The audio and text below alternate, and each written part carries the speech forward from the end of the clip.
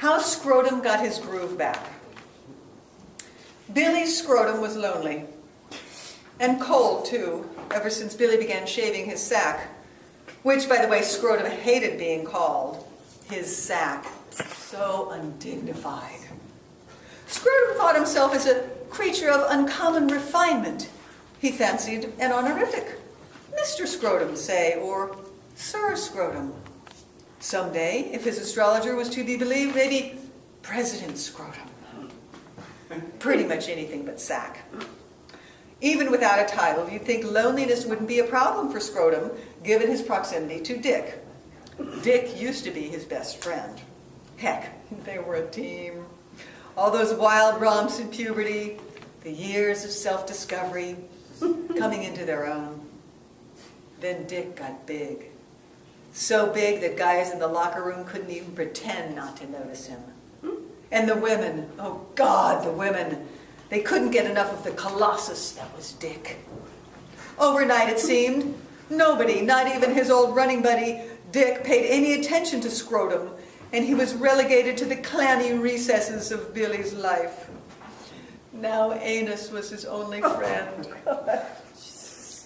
Anus wasn't very bright. Farting in public was the high point of his life. Scrotum could do better.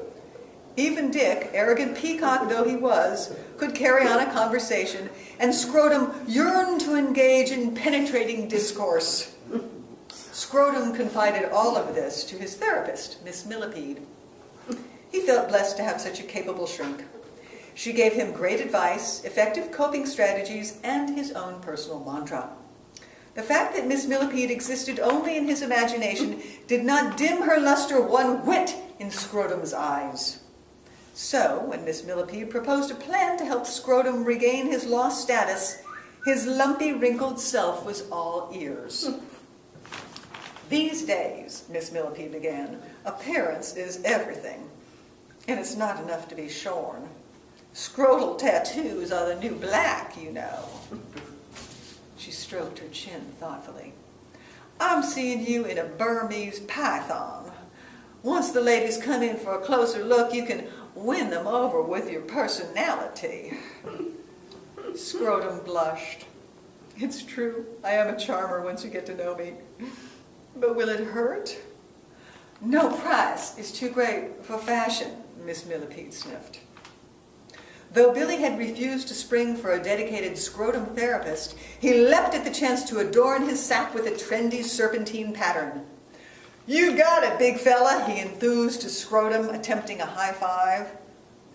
No sooner had the ink dried than Scrotum in his scaly regalia was the star of Billy's boudoir. Holding court before a crush of admirers, he laid out the new hierarchy of the groin.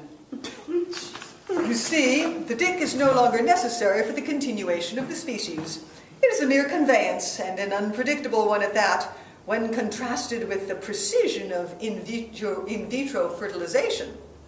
Whereas I am indispensable, for I, King Scrotum, contain multitudes.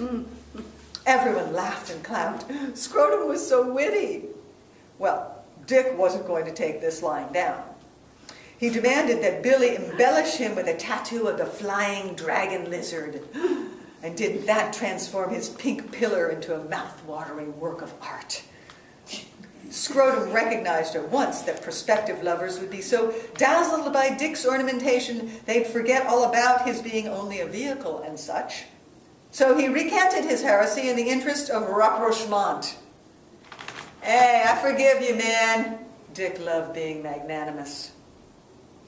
Can we go back to being a team? Scrotum asked hopefully. The Mick and Keith of the genital world? Dick nodded his big, uncircumcised head, revealing iridescent stipples of emerald and lapis. He wasn't sure which of the Glimmer twins he wanted to be, but the roles were obvious to Scrotum. Dick was the preening frontman, while Scrotum was the repository of effortless cool. Not wanting to be left out of the makeover frenzy, Anus lobbied for a sprucing up. Billy agreed to have him professionally bleached, which gave Anus a newfound sense of pride in his craftsmanship. He no longer shit. No, he created the bowel movement. It was practically symphonic. Billy was happy for anus and all, but he was positively ecstatic over the reptilian motif in his crotch.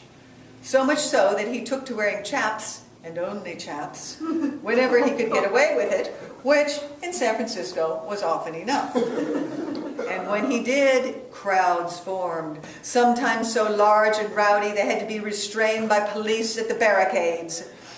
It was on one such day, before a cast of thousands, that Scrotum, bouncing to and fro, all jaunty in his python pouch, heard the chant, "All hail Emperor Scrotum, smart and sexy, he's our totem!"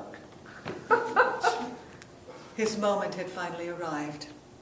Scrotum waved the royal wave, and he wept with unbridled joy, for he was sure that when so many people loved him, he'd never be lonely again.